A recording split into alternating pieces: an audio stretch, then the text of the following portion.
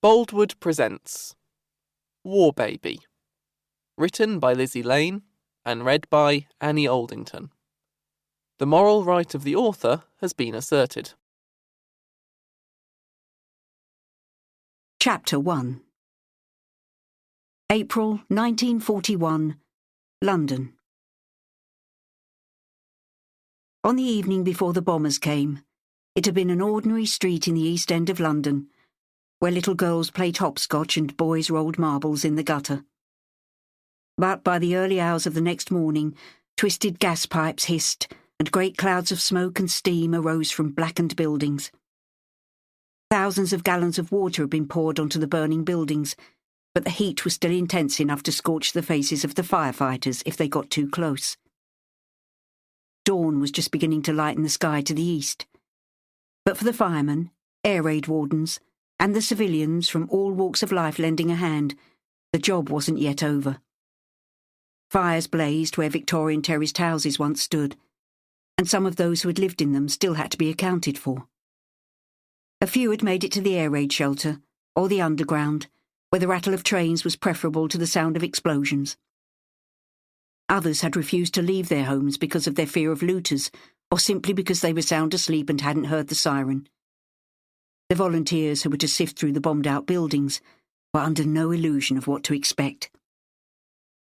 Harry Norton, a stevedore on a Thames barge by day, was standing by, waiting for the go-ahead from the firemen to begin looking for survivors. "Looks like hell," he shouted to his friend Clancy Cowell, a man of few words but who had more muscles than the fairground strongman. They had to shout to hear each other above the hissing of steam, gas and water jetting from the ends of fire hoses. "It is hell," Clancy shouted back to him. Harry blinked. Clancy was right. The incendiary raid had started an inferno, some of which might not burn out for days. He sighed. If there were any survivors buried under this little lot, it would be nothing short of a miracle. But both he and the other voluntary firefighters tried to remain hopeful. "For this lot here, take these houses from here to here. Just give us a minute." He went back to the line of men heaving on hoses, stinking of sweat and smoke. Deep down inside, all of them, was the feeling of sickness that comes with the prospect that for all their good intent, the army of volunteers would be digging nothing but corpses from the ruins. The hissing stopped when the gas was turned off at the mains. Steam still rose from the smouldering buildings. But the sound of surging water also ceased as the hoses were turned off. Once the noise lessened, the order to move in and begin the search was given. Harry pulled on a pair of asbestos gloves. The fire in this particular street had been put out, but the bricks and other debris would still be hot. Even the ground beneath their feet was scorching. Like most of the men there, he was wearing his steel-capped work boots. The thick soles would protect him from the heat, and, at one time, he thought the toe caps would too. But there had been times when it had felt as though the devil was toasting his toes. Not that discomfort would deter him from doing his job. If there were people to be rescued, then it was all hands to the pump, sorting through the smoking debris and stopping every so often to listen for the slightest sound of somebody still alive. Clancy worked beside him, methodically pulling at huge pieces of brickwork, ceiling joists and concrete. He tackled the real heavy items that usually took 2 men to lift.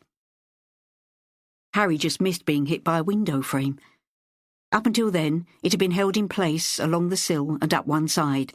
It fell in slow motion, its movement almost indiscernible. Somebody shouted. Harry reacted instantly, leaping over a pile of broken bricks and a smashed-up fireplace. The glass panes, having survived bomb damage, smashed into jagged pieces either side of a heavy roof truss, which now lay flat among bricks and bits of wood. There was a strange silence following the sound of breaking glass and broken timbers. Not a real silence, just a contrast with the noise that had gone before.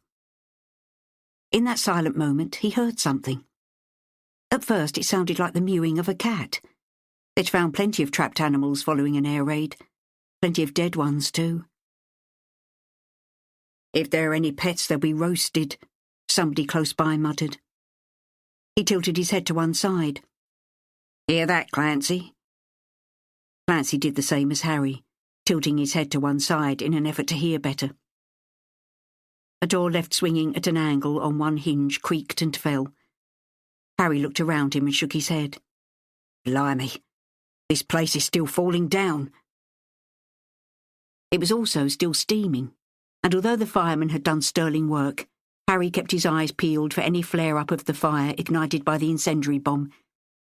He rubbed at his chest. It felt tight. He knew he'd inhaled his fair share of black smoke and brick dust. All the same, he could do with a bit of light relief. I badly need a smoke. Funny that. What with all this? His face was black with sweat and soot, his eyes streaming and sore on account of the steam and the smoke. There was that noise again. He cupped his ear the same way he'd seen his old father do when he couldn't catch what was being said. Hear anything, Clancy? He looked at his friend, a hulking figure among the ruins. Clancy raised his hand and pointed to a spot beneath what was left of the stairs. Harry listened. There it was again. A mewing sound. That wasn't a mewing sound. It was crying. A baby. It sounded like a baby. I hear something, he shouted out to the men behind him. Clancy heard it too, but being a big man with chunky limbs, he was clumsy and his movements slow. Harry got to the sound first. Bits of brick, tile and plaster began to slide under his feet as he dug desperately and carefully, his bare hands less likely to do damage than any shovel or crowbar. George Poster, the civil defence volunteer in charge of the job, climbed carefully over the rubble that lay between a bathtub and a broken lavatory pan, aware that disturbing anything too much might cause the whole lot to slide or fall into a hidden cellar. A lot of the houses round here had cellars. Rather than go to the air raid shelter and chance their houses being looted, some people went down there. It was because of those cellars that some survived, trapped in air pockets beneath the destruction. The intensity of the men listening was suddenly interrupted by the loud clanging of a bell, which preceded the arrival of an ambulance. There were 1 or 2 injured people to take to hospital. Quite a few dead ones, too. George stood up and flung a stone at the culprit. Stop that bloody racket! Can't you see we're trying to listen here? The bell stopped, the driver hurriedly getting out of her ambulance. Sliding on the slick of mud and water, her tin hat toppled to one side. She whispered sorry, but nobody was really interested. All eyes returned to what was happening among the ruins. Harry got down on his hands and knees so he could hear better, turning his head so his ear was close to the glass shards and other bits and pieces that had once been part of a house, that had once been a family home. Here, he shouted. Beneath this! I'm sure of it!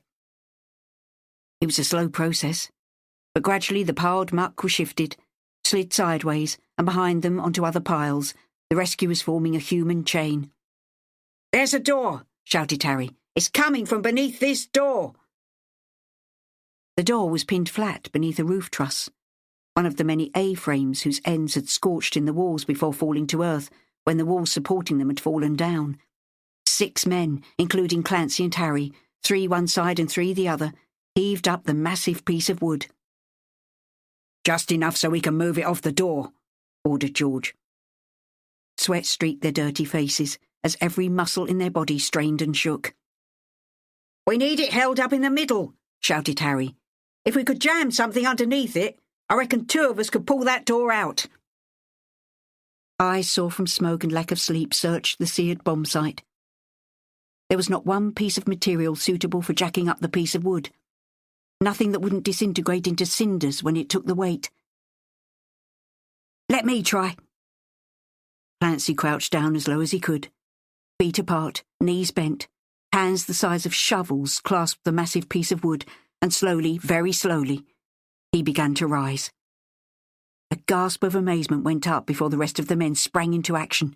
Give him a hand, boys, George ordered. Lifted by Clancy's broad shoulders, the crossbeam of the truss began to rise. Other men put their shoulders beneath it too, straining for all they were worth. Choosing just the right moment, Harry let go, and with the help of a young lad of barely 16, they managed to slide the door out from beneath the beam. The roof truss was shifted to one side, though only enough to give them access to the space beneath the door. Harry was closest to the hole, and it was him who called for a flashlight. As his fingers were cramped with tiredness, he held the flashlight with both hands. Although the gap was filled with dust, and it was difficult to see at first, its beam eventually picked out the body of a woman pinned face downwards. Even before checking for a pulse, they knew she was dead. "I heard a baby," Harry said. "I know I heard a baby." The same thought came to each of them. There had been a baby. They'd heard a baby, but they couldn't hear it now. "Right," said George, the voice of authority. "Let's move her. But carefully, right? If there is anyone else down there, we don't want to disturb anything loose and bury them, now do we?" Clancy and Harry moved the woman's body gently. Then the baby cried. It was alive. "She threw her body over the baby," Harry exclaimed. Not for the first time, he was awestruck at a mother's bravery and self-sacrifice, throwing her body over her child so her little one might live. "She protected the little tyke," Clancy said. The baby was handed over to the proper authorities. Harry made inquiries regarding the woman, and was told that her name was Gilda Jacobson, and she had 2 older children who had been staying with their father's parents at the time of the raid. This fact gave him enormous relief. At least the poor mite will have his grandparents to care for him. Unfortunately, Harry was wrong. Chapter 2. April 1941, Bristol. "Sorry, love. You can't go through here. The bugger's dropped a big 'un, if you'll excuse my French." The man's face was soaked with sweat. There were bags under his red-rimmed eyes. Mary Sweet guessed he hadn't slept a wink all night. "Is it very bad?" He nodded. "Nearly as bad as the November raid, though different types of bomb. One of 'em didn't go off. I heard one of the sappers call it Satan." Mary understood, as everyone did, that he was referring to a detachment of Royal Engineers. Sappers was the name by which bomb disposal experts were more generally known. Resigned that speaking on BBC's Kitchen Front wouldn't happen today, Mary sighed, pushed the gear stick forward and prepared to do a U-turn. The car, a basic black Austin bestowed upon the Sweet sisters by the Ministry of Food, made grating noises as though reluctant to be turned back. Mary felt pretty much the same. Although she'd been nervous first off, she quite enjoyed making these radio broadcasts, airing useful tips on how best to stretch the family budget, but concentrating on baking. Baking was the most difficult subject of all in wartime cooking, purely because most of the ingredients for making pastry or a cake were on ration. The windscreen wipers slapped backwards and forwards, not that it was raining. They just seemed to come on when she least expected it. Usually, the car was driven by Corporal John Smith, Mary's twin sister Ruby sitting in the back seat as a passenger. Today, the privilege had been hers purely because, while Ruby was fine demonstrating delicious ration-based recipes in front of people, giving out that same information over the airwaves terrified her. The gearbox continued to make crunching noises, metal grating against metal. It really was a stubborn car. Perhaps it wants to be a tank, she thought, and was putting up a show of defiance, relegated as it was to driving someone who talked to housewives about how best to make pies with ingredients they never would have dreamed of using before the war. After shunting backwards and forwards a few times, she was finally facing the right direction. Homeward bound, she thought resignedly. Although she was far enough out from the city centre not to be immersed in smoke, she could see it billowing skywards in the distance. She could also smell it, the very air dried and tarnished with its sooty heat and blown in her direction by a prevailing westerly wind. She should have known better, of course. She knew there had been yet another raid on the city. Half the village had turned out last night, after hearing the drone of bombers flying overhead. Even the pub regulars had poured out from the Apple Tree pub and the Three Horseshoes, their beer mugs tightly clutched in their fists. First off, the searchlights had picked out the black moving marks that were German bombers, vague X-shapes crossing the sky. Then the bombs began to fall, an awesome glow painting the sky a frighteningly beautiful orange-red over Bristol, the city of churches, their spires sharply black against the red glow. "Well, that ain't no shepherd's delight," somebody said. Red sky at night, shepherd's delight, the meaning being that the following day would be fine. In happier times, it might have been said in jest to lighten the moment and lift the spirits of the gathered crowd, but it didn't happen. Those watching the terrible display had fallen to silence, perhaps thinking of how much damage had been done, or more likely, how many people had died. "Bleeding Germans," somebody said. "They got a lot to answer for." Against her better judgment, Mary had still set out for the BBC studios in Bristol. Andrew Sinclair, her contact at the Ministry of Food, had promised to be there too, but had telephoned yesterday to say he couldn't come. London was also under siege, bombs everywhere. "Another raid tonight, I'm sure. My mother's very frightened," he added. "I have to stay close to her." She told him she could find her way there by herself. She'd done so before. She'd appreciated the ministry providing them with a telephone, but wondered sometimes if it was something of a curse. Andrew Sinclair was the only person who phoned regularly. Not having him come was something of a relief. Although Andrew knew she was getting married in June, he couldn't hide the fact that he was attracted to her. She told him she'd be fine. "The corporal left the car here last night. He knew I could drive, and besides, he was due some extended leave." She'd got up early this morning, skipping breakfast because she was feeling nervous. It wasn't the first time she'd done this, but the butterflies came every time. Ruby had been surprised that she was still going. "We all saw the bombs last night. Bristol's had another bashing." Mary scanned her notes. "Yes, but they haven't said much about it on the wireless. Only that a city in the southwest had been attacked by enemy bombers. They didn't say it was bad." "That don't mean it ain't bad," remarked her father. "And that's a straight road into the city centre. It might be dangerous." Mary was undaunted. "I'll skip the main road and skirt around the edge." "You'll have to be careful. You don't have to go." What he meant was that he didn't want her to go. "I'll be fine, Dad." "Your brother thought he'd be fine too." She looked at him tellingly, her hands slowing in the process of straightening her hat, her best one in a shade of blue that matched her eyes. "It's my duty, Dad," she said softly. "I have to do my duty. I owe it to Charlie." At mention of his son, missing, presumed dead, he turned away, heading in the direction of the bread oven and the freshly baked loaves he'd left there turning golden brown. So much for getting up early. Now here she was on her way home again. She caught herself in a yawn, her eyes flickering half shut. It was on blinking herself fully awake that she saw the WVS van, a monstrous affair with a drop side that opened up to serve as a counter. She guessed it had been there all night, a marshalling point for the emergency teams helping to put out fires, organise rescue centres and dig for the poor souls buried under tons of rubble. She prayed that casualties were light.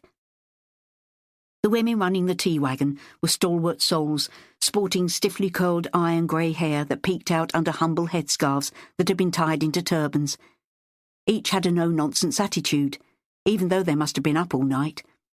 At present, it seemed they were all enjoying a cuppa themselves, the lines beneath their eyes evidence of how long they'd been on their feet.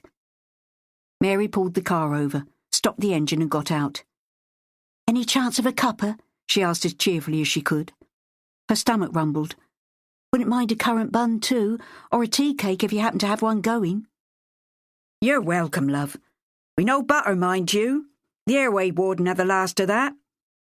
"I can manage without." The woman in charge wore a felt hat sporting the WVS badge. She peered at her with narrowed eyes that made Mary think she might be a bit short-sighted. "You been there, love?" She nodded in the direction of the city centre some 4 or 5 miles away. Her accent betrayed her humble origins, certainly not like the upper-crust women's voluntary service type Mary had come across before. "I got turned back. I was trying to get to White Ladies Road." She didn't want to mention the BBC studios. It might sound too superior, and she badly needed that cup of tea. "What are you doing going there?" asked another of the women. "I work for the Ministry of Food. I was ordered to go there. You know how it is. Ours is not to reason why." She left the rest of the words from the poem hanging in the air. Ours is but to do or die. She gulped the hot tea and quickly ate the currant bun they'd found for her. It was a little dry, especially without butter, but she was hungry and very grateful. Eating and drinking helped her blank out the unsaid words. Charlie, her brother, was dead at 22. How many more, she wondered. The women asked her about her work, and Mary told them about her and her sister's job, showing women how to use their rations to make economical and delicious food. The woman with the tightest iron grey curls Mary had ever seen placed her cup into its saucer and sighed. "It's pastry and cakes, that's the problem. There are never enough eggs and never enough fat." "I can give you an eggless recipe," Mary said to her. She went on to tell her to use self-raising flour and baking powder. "It makes a good sponge recipe without eggs. You're using more raising ingredient instead. Add margarine, milk, golden syrup and sugar, if you have enough. Sift the flour and baking powder. Mix the other ingredients together, plus whatever jam you have for the filling." In turn, they bombarded her with their own labour-saving cooking tips and favourite recipes. Mary took out her notebook and wrote down everything studiously. Some recipes she would use, and some were already familiar. However, it didn't do to upset people's feelings. This would have been the whole point of her wireless broadcast today, to have her listeners feel they were contributing in whatever small way they could, including sending in their recipes and Homefront tips. "So how come you got involved with all this, then? You don't look old enough." The woman in charge was straightforward and to the point, which was probably why she got the job in the first place. Mary smiled politely, though it still grated when her youth was pointed out. The same point had been made so many times. "My family run a bakery. I've been baking and cooking all my life. I've had to, really. My mother died when I was very young. The work's divided between me and my twin sister. We won a baking competition and the ministry offered us a job. I did have a brother serving on a merchant ship, bringing in food supplies, but..." She took a quick sip of tea to quell the short sob that threatened to escape. "His ship was torpedoed." There was much mutual nodding of heads. They understood and sympathised. "We all got men away fighting.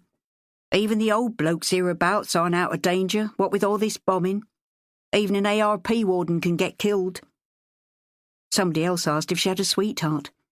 Mary found herself blushing over the rim of her teacup. "Yes, we're getting married next month." The women erupted with cries of congratulations. "Been courting long?" She shook her head. It was the one question she hated facing. "No, not very long at all, but..." She shrugged suggestively. "Grab the chance, dear. A fighting man, I take it?" "Royal Air Force. He's Canadian. Even though we haven't known each other long, he kept asking." Suddenly out it all came. They were complete strangers, yet in their company, a cup of hot tea in one hand and a bun in the other, opening up to them seemed the natural thing to do.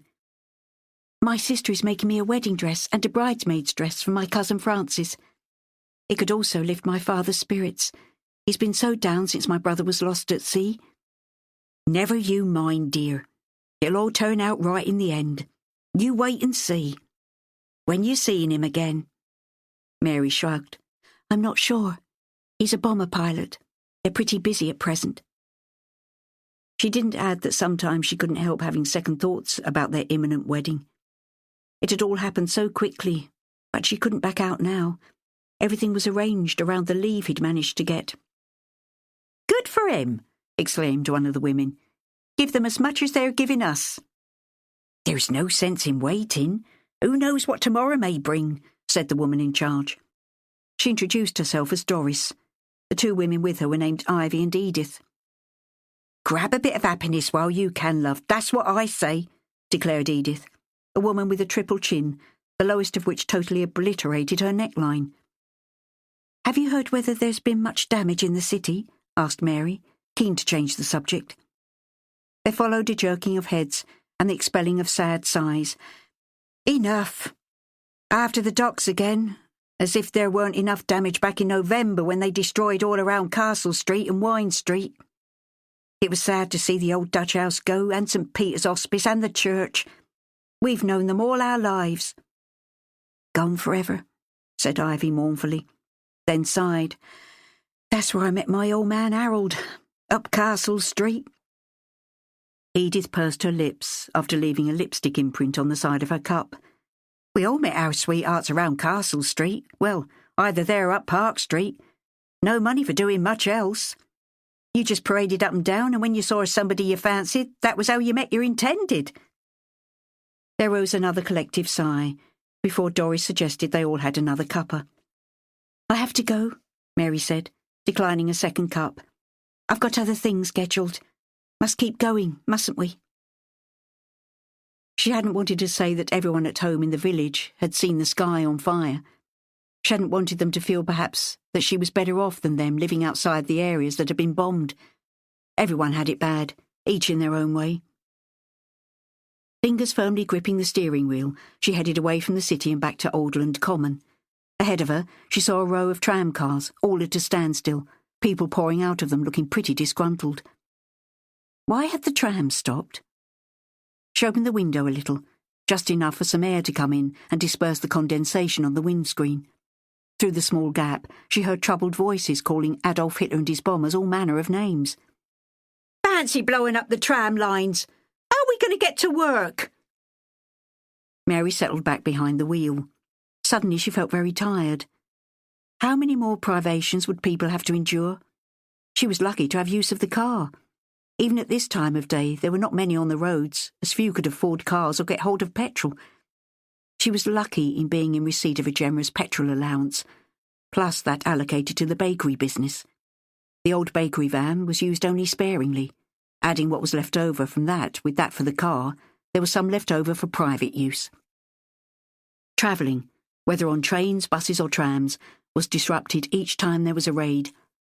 London was fast becoming isolated, or at least the journey to the capital was being lengthened thanks to the more frequent raids. People were being urged not to travel unless necessary. Movement of armed personnel was first priority. Her thoughts naturally turned to Michael Dangerfield, her fiancé. He would be travelling from Scampton in Lincolnshire for their wedding at St Anne's Church.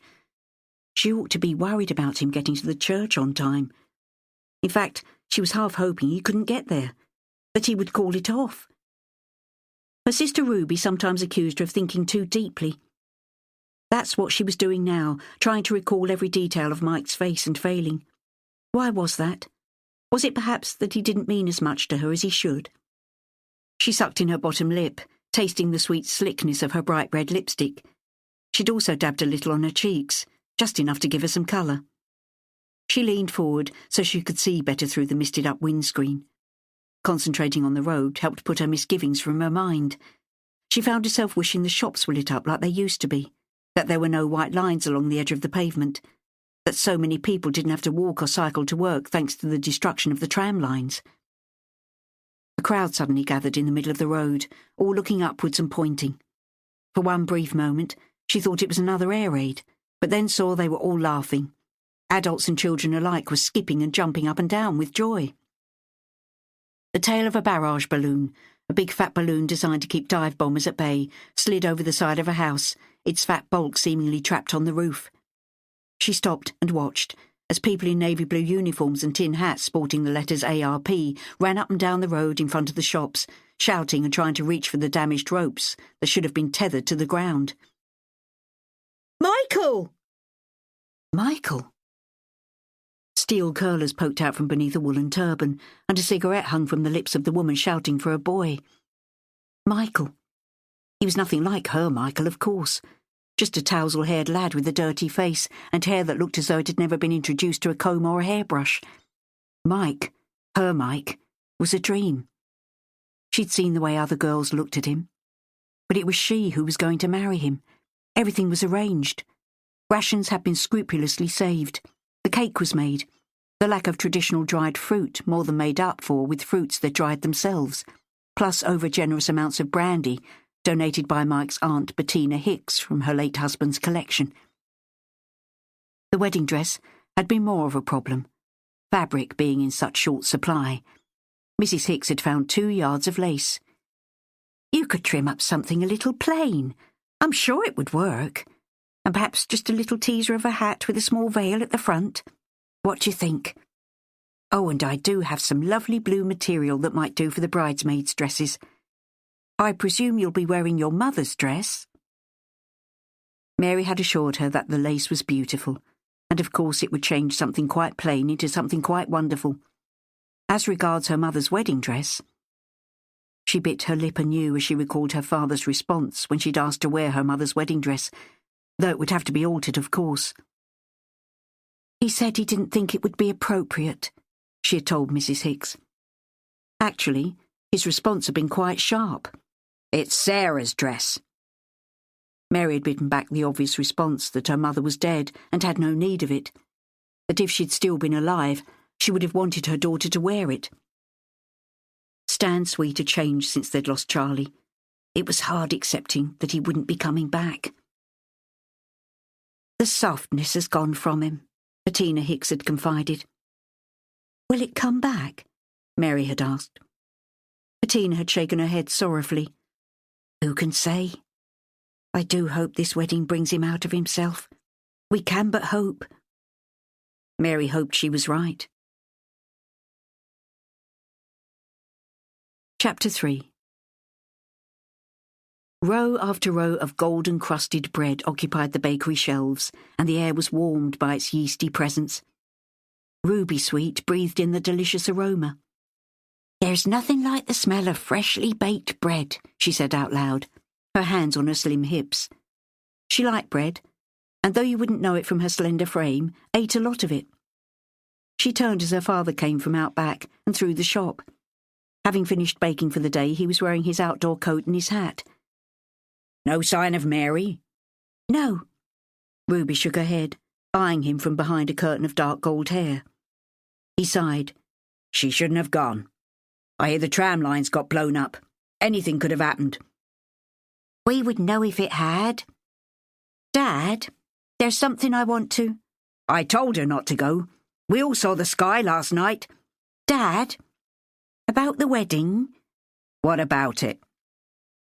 Ruby thought he should show more enthusiasm, but that was the way he was at present, still in mourning.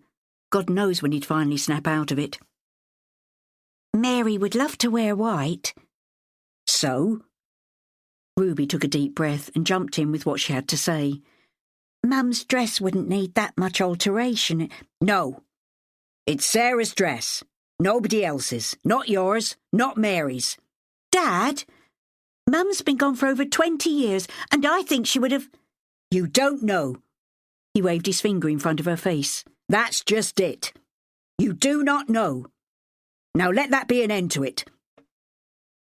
There was so much she wanted to say, but it was useless arguing with him when he was in this kind of mood. Clamping her lips tightly together, she went to the wooden drawer that served as a cash register and bent her head over the order book. Thanks to her peekaboo hairstyle, adopted to hide the mole on her face, a lock of hair fell forward, preventing him from seeing her expression, anger mixed with concern. She was angry that he was so intractable when it came to Mary wearing their mother's dress. She was concerned because her father had changed since he'd lost his only son. "Going for a walk?" she asked in an absent-minded fashion. Inside, she continued to bristle. He pulled the brim of his hat down over his face. "Won't be long," he said gruffly. A draught of chill air came in as he dragged the door open. The drop in temperature persisted even after the door had closed behind him. While supposedly counting the loose change in the till, Ruby contemplated where her father might be going. Before Charlie's death, it would have been one of 2 places, either Stratham House to visit Bettina Hicks, who was also aunt to Michael, Mary's fiancé, or to his wife's grave. Sarah Sweet had died in the flu epidemic immediately following the end of the Great War. Her passing had left their father with a small boy and twin baby girls to raise on his own. He'd done handsomely, and rose to the occasion again when his brother died, and his sister-in-law shot off, leaving him to bring up Frances, their daughter, his niece.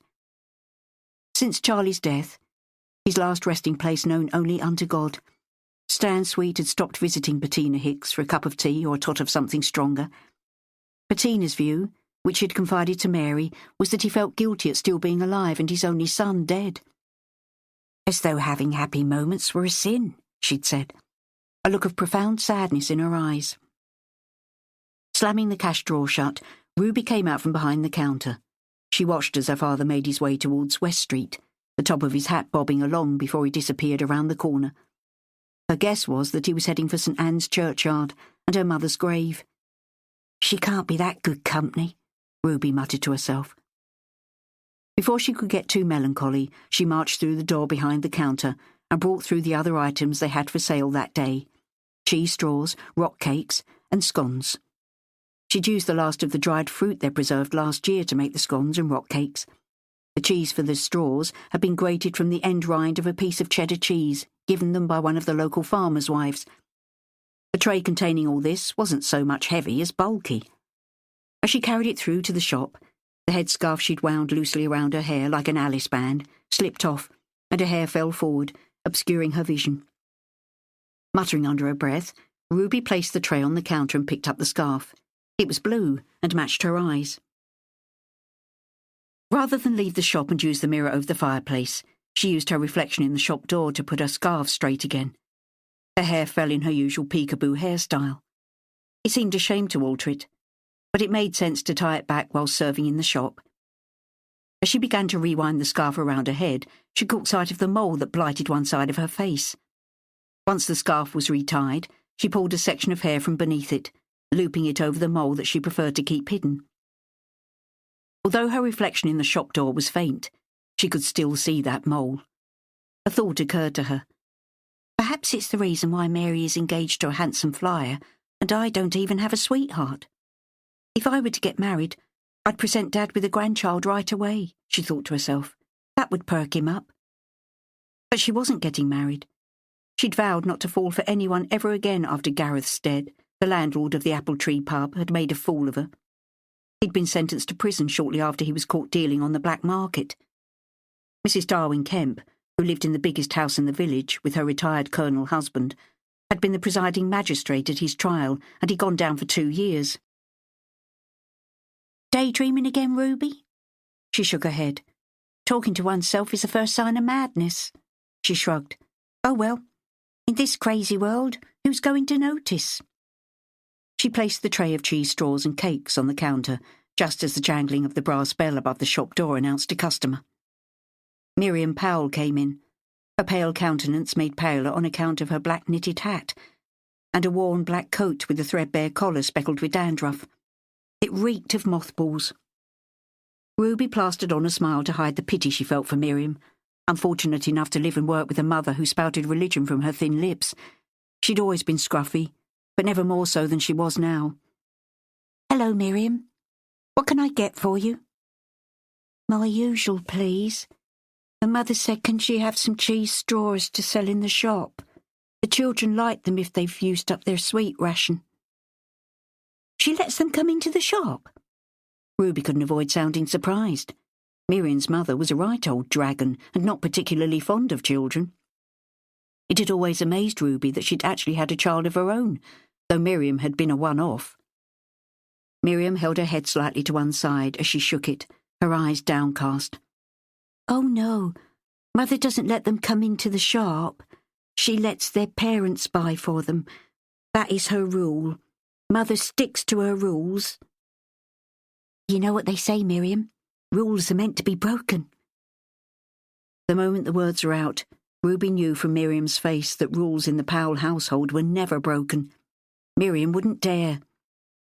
It's a lovely day, said Ruby brightly, as she took the money and put it in the wooden drawer behind the counter. She jerked her chin at Miriam's coat as she passed her the change. Aren't you a bit hot in that coat? She shook her head. No. In fact, I find it a little chilly. Perhaps you're sickening for something. I'd get to bed if I were you. I can't. I've got things to do. Mother needs me. The glass in the shop door rattled as Miriam left.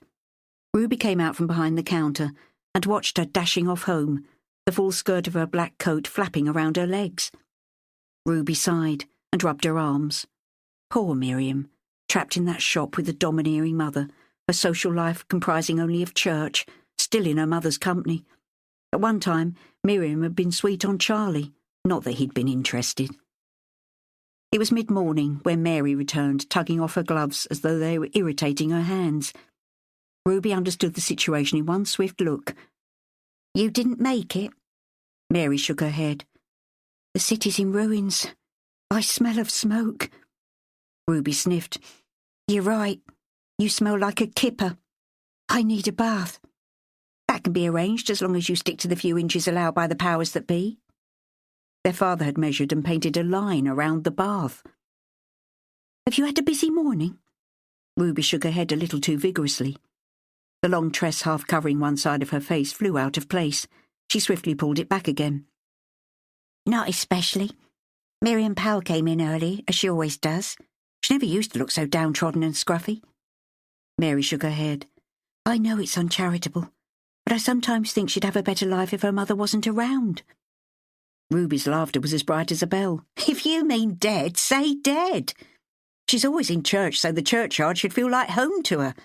"Ruby," said Mary in mock disapproval, "you are wicked." "No, I'm not," said Ruby, amusement written all over her face. "I'm just stating the facts." No wonder Ada Perkins hardly visits. Ada Perkins, Miriam's grandmother, lived alone in the Forest of Dean. At one point she'd taken Frances in as a refugee. "Cuppa?" Ruby lifted the glossy brown teapot. "Lovely. I'll tell Dad I'm home and see if he wants one." She went behind the counter and made to go through to the back where the bread oven was situated, but seeing the look on Ruby's face, she stopped. "Again? All morning?" Ruby waved a hand dismissively. "Again. All morning. He's going to make himself ill if he goes on like this. It wouldn't be so bad if he still visited Bettina, but he only goes there to look after her garden. The rest of the time, it's our mother's grave." They might have discussed things in more detail, but suddenly half a dozen customers flooded into the shop before they closed for lunch. One loaf after another disappeared from the shelves, and even then the shop failed to empty entirely. Everyone was talking about the previous night's air raid, and how many were killed, and whether a bomb was ever likely to fall on them, though it wasn't thought likely. "We're too far out. But if they've got one left, they'll drop it on us. They don't like taking 'em home." From air raids, the conversation turned to recipes and the fact that everyone was baking potatoes in the ash of the fire grate, the best fuel-saving method they knew of. After home cooking came talk about how best to grow good vegetables and keep chickens, including the best way to kill them once their egg-laying lives were over. "I favour knocking 'em over the head with a block of wood before cutting their throats. Otherwise they're still running round. My husband does the killing, slits their throat without a second thought. Mine prefers opening their beaks and getting the knife down their throats." Ruby suddenly disappeared out back, then just as quickly reappeared with a piece of paper in her hand. "Diversionary tactics," she whispered to Mary, "before I'm sick." Mary glanced at her, then the piece of paper on which was written the recipe she'd been going to air on the radio that morning. Smiling, she faced the customers. "Ladies," she declared loudly. She waved the piece of paper in the air. "This is our cake recipe for this week. Butterfly cakes with chocolate. The kids will love them. I'll stick it on the door so everyone can see." She managed to stick it on the glass with a few scraps of sticky tape left on the door from out-of-date official notices. Receiving new government directives was becoming a weekly event. The women thronged around, each one peering with interest at the latest recipe. Nutritious meals were all well and good, but cakes were a delightful luxury. "They'd be nice after a bit of stew." Once stew was mentioned, the conversation veered in that direction. All the women in the shop agreed it was a good plan to keep a stock pot going all week, but everyone had their own secret ingredient. "Put the meat in first and never put the vegetables in until the end or it goes sour." "Only if it keeps it a week. My stock pot only lasts 2 days. And my boys insist on having plenty of meat in their stews. They're growing boys." Mrs. Martin slapped her big hand down on the counter in an act of finality. Everyone agreed that red-blooded men needed to eat plenty of meat. Mrs. Gates, A heavily pregnant lady added her opinion. I like my stew with dumplings, but instead of using suet, I save the fat from the Sunday roast. Oh, I do like a few dumplings. Looks like you got your own dumpling, one of the other women said to her. Much laughter followed. Mrs. Gates had 5 children already. Her husband had been called up. Rumour had it he'd made sure she wouldn't stray by getting her pregnant before leaving. He needn't think he's done for me, Mrs. Gates declared loudly. Does he think I'm daft? Him away down the pub with his mates and all them loose women floating around. He does like his sauce, do my Bob. And what's sauce for the goose is sauce for the gander. The women laughed. So did Ruby. Mary turned pink. Such talk embarrassed her. Are you going to do this every week? Mrs. Gates asked, jerking her chin at the recipe stuck to the door. I don't see why not. Ruby looked at her sister. What do you think, Mary? Something sweet from the Sweet Sisters? Everyone laughed and remarked what a good line that was. Mary scrutinised the recipe prominently displayed on the door. Yes, she said thoughtfully. I think putting a new recipe up there every week is a good idea. Mary glanced at the clock. It had been like a women's church club that morning, talking about growing food, cooking food, and even how best to kill it. But now it was getting close to midday, and the last customer had left. The shelves were almost empty. The surplus she'd give to some deserving family, though not before she'd taken a loaf for themselves and some for using in recipes. Breadcrumbs were becoming an acceptable alternative to pastry. The bell above the door jangled as Mary brought down the blind. Sweet things from the Sweet Sisters, she said to her sister. When did you first think up that line? It's really catchy. Ruby grinned. Just thought it up on the spot. Her grin turned to a grimace. Anything rather than hear more about how best to kill a chicken. We'll do the same next week. Shall we take it in turns? If you like. But in the meantime, can I suggest you have your bath? I quite like smoked kippers, but I can hear the neighbourhood cats mewing around the back door. Mary laughed before turning pensive. I suppose Dad will be back for lunch, though he usually isn't gone this long. Ruby shrugged. It must be something I said. Mary paused. What did you say to him, Ruby? Ruby shook her head defiantly and peered beyond her sister to the shop door at the same time as reaching for a duster. Nothing much. My, but look at that glass. Finger marks all over the place. Ruby, what did you say to him?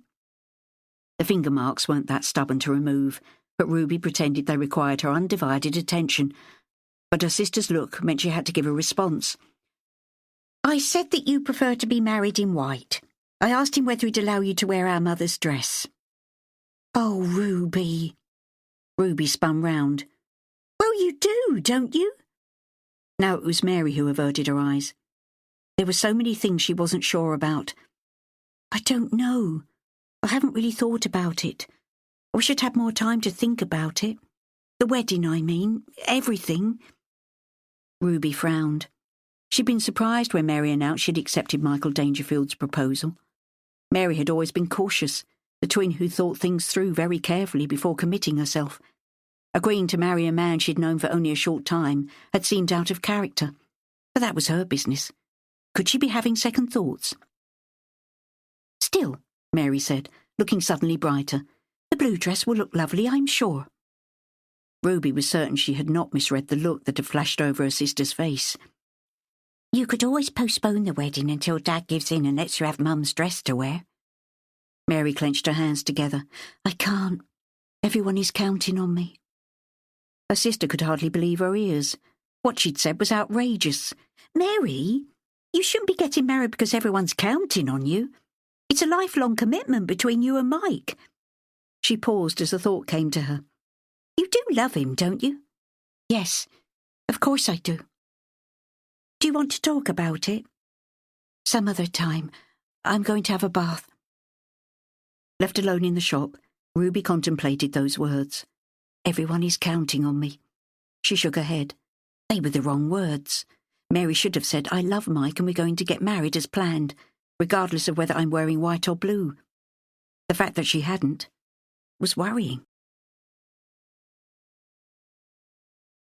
Chapter 4. The bakery was shut. Lunch was overdue, and still Stan Sweet hadn't come home. Mary was drying her hair in front of the fire when Ruby declared her intention to go and fetch him. She was stirring a thick stew made from pork bones and plenty of vegetables. Once the meat had fallen off the bones, she'd taken them out and added rolled oats to the stew to thicken it. "I'll tell him he's missing a lovely stew and it'll be ruined if he doesn't get back here soon. I'll make sure to keep an eye on it." Mary didn't raise her eyes but concentrated on making her hair nice and dry. Snatching her coat and scarf, Ruby flounced out, annoyed with her sister for a host of things, for being the way she was, for not demanding their mother's wedding dress, for not confiding in her as Ruby had expected her to. A fresh breeze blew in Ruby's face as she walked briskly along West Street before turning into Court Road, down over the hill and over the humpback bridge. As she made her way up the incline towards the church, she turned up the furry collar of her coat until she could feel the soft fabric tickling her ears. The collar had been plain, but a little frayed. Mrs. Hicks had given her an old fox fur which she'd cut up and made into a fur collar, sewing it neatly onto the old one. Ruby commented on how new it looked. Bettina even had the original box. "It seems a shame to cut it up," she said to Bettina. "There's nothing wrong with it." Mrs. Hicks had sighed, but been resolute.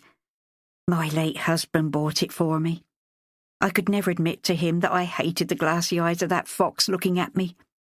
It made me feel guilty. The poor creature was far happier running around a field. Cut it up, dear. Do as you like with it." So Ruby had cut off enough to cover the frayed collar of her coat and made a hat out of the tail. Like Mrs. Hicks, she didn't like the glass eyes and the snapping mouth that served as a clasp to pin both ends together. She'd been about to throw the head away, but Frances, home for Charlie's funeral at the time, had intervened, stating she would take it with her if she should ever go back to the Forest of Dean, where she'd been evacuated. The reason wasn't clear, but Frances was adamant. Shuddering with distaste, Ruby gave her the whole of the head with its glassy eyes and spring-loaded jaw. Ruby stopped at the church gate, her eyes scouring the lichen-covered gravestones, the sad-eyed angels, the army of crosses and stone books engraved with the names of those lying there. A few dead leaves blew through the long grass from the edge of the churchyard and across her mother's grave. There was no sign of her father. She eyed her mother's headstone as though that might give her inspiration. A bouquet of spring flowers, yellow and purple, overflowed from the marble urn in the centre of the grave. The smell was fresh and sweet, and despite the overcast sky and lack of spring weather, there was something hopeful and happy about it. She reached out and touched the headstone. The speckled marble felt oddly warm, which surprised her. She'd expected it to feel cold. Perhaps it was due to that unexpected warmth that she suddenly found herself wanting to speak to her mother. She'd never done so before. Only her father did that. She heaved her shoulders in a huge sigh and knelt down, her knee resting on the marble sill that surrounded her mother's plot. One voice inside told her she was about to talk to a stone, nothing more. Another voice said otherwise and urged her on. "It's Ruby, Mum. I hope you can hear me. It's about Dad.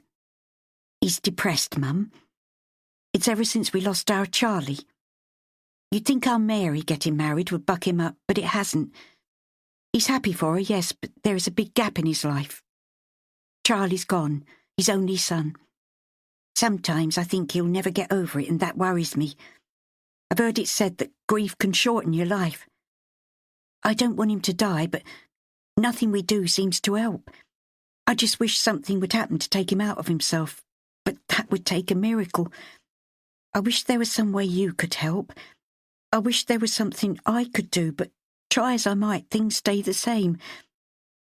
If there is a God and a heaven, perhaps you might put in a good word." She got up onto her feet, shaking her head and almost laughing, thinking how foolish this was. As though talking to her mother's headstone would solve anything. "That's all you've been doing," she thought to herself. "The dead hear nothing and can do nothing." Turning her back on the grave, she retraced her steps along the path and out of the church, down the incline and slowly back up the hill. Stratham House was on the way, and Ruby decided to call in on Bettina in case her father was in there. He hadn't had much to do with Bettina since Charlie's death, but there was always the chance that he might have relented and dropped in. Daffodils danced in big clay pots to either side of the front door. Cowslips and crocuses dotted the small areas of lawn that were left closest to the house. The rest of the garden had been dug up and planted with vegetables. Ruby reminded herself that her father had planted most of those. He still tended the garden, but kept himself to himself, declining offers of refreshment from the woman, who he'd once counted as a friend. At the sound of the gate creaking open, the tall figure of Bettina Hicks came out from the garden shed, a stone-built affair attached to one end of the house. She was wearing gumboots and the rough webbed gloves she used for gardening. Despite her age, Bettina was a fine figure of a woman. Her back was ramrod straight, her eyes clear, and her cotton-fine hair was fashioned into a cottage loaf style, the sort favoured by the Gibson girls before the Great War. She hesitated for only a moment, before recognising which twin was visiting. Ruby's peekaboo hairstyle gave her away. "Ruby! How nice to see you.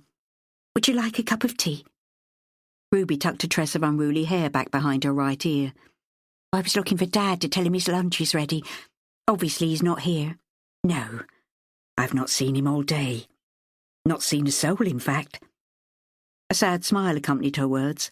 Bettina was on her own most of the time now. Gilda Jacobson, a friend of a friend she'd once had staying with her, had gone back to London shortly after Charlie's death, taking her 2 children with her. She'd gone without saying a proper goodbye. Ruby found it hard to forgive her for that. She'd so wanted to talk with her, make her a friend and even part of the family. Gilda, already widowed by the war, had been having a relationship with her brother. Like everyone else, she'd been devastated at his death, especially considering that he'd survived one sinking only to die in another shortly afterwards. Bettina had also taken Gilda leaving hard. What with her nephew, Mike Dangerfield, away serving with Bomber Command, and Stan Sweet no longer taking tea with her, she was alone most of the time. Ruby wished she could do something about it, but her father wouldn't take kindly to her giving him a good shake and telling him to buck up. Anyway, he had the right to be sad. But life goes on, she told herself. Life has to go on. "You look as though you're busy," Ruby said to her after rousing herself from her thoughts. "I don't want to intrude." Bettina smiled. "You're not intruding.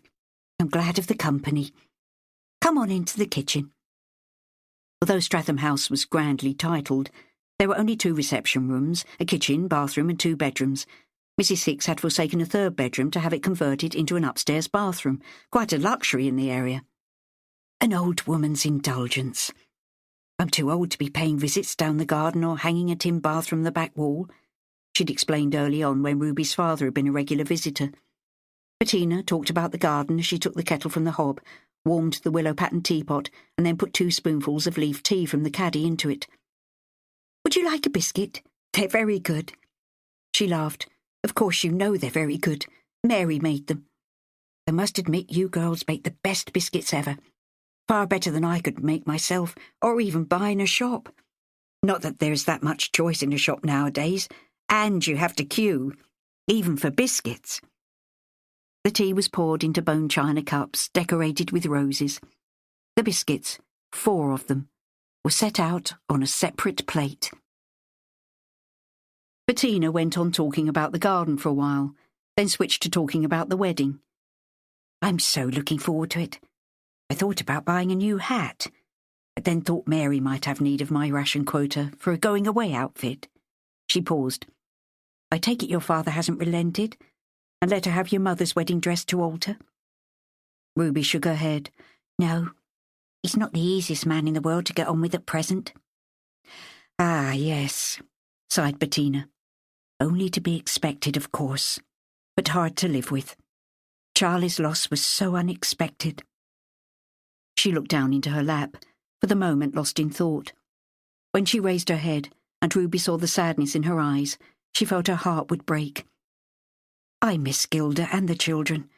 I never thought I would, but I do.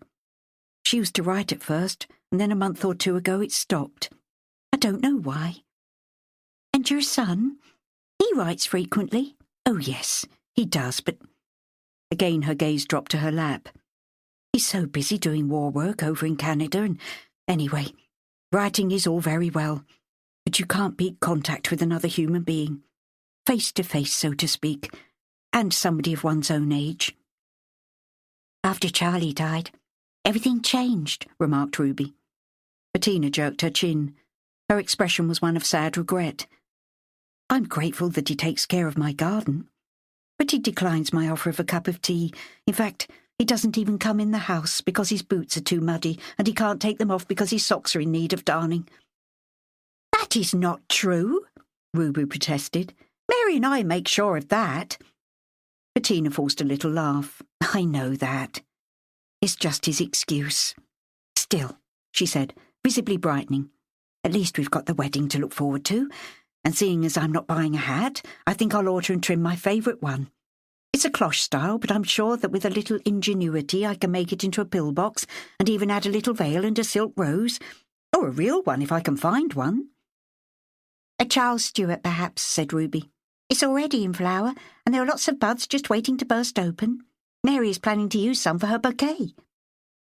Aware that the rose bush, Charles Stuart growing in the sweets garden, had been bought to commemorate both Christmas 1939 and Charlie surviving the sinking of his first ship, Bettina nodded silently. We'll see if there's enough for Mary's bouquet first. I can make do with something else. And isn't that what we're supposed to do? Make do and mend. I'm wearing yellow. Actually, it's the material you gave to Mary. There's only enough for the blue for Mary's dress and for Frances as a bridesmaid.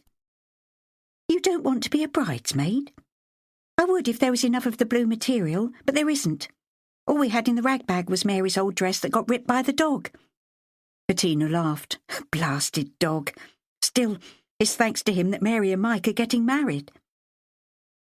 They talked about the time Mike Dangerfield had been staying with his aunt and had brought a friend's dog with him. The dog's teeth are connected with Mary's dress and torn it. They both smiled at the memory. So how about you, Ruby? Do you have a sweetheart? Oh, I'm sorry, I don't mean to pry. Ruby put down her teacup, which was now empty. You're not prying. There's nobody serious. I'm enjoying myself while I can. I work hard. I think I deserve a little fun. I'm not a nun. Normally she wouldn't have revealed so much to somebody who was basically only a neighbour, but Bettina was such a kindly mother.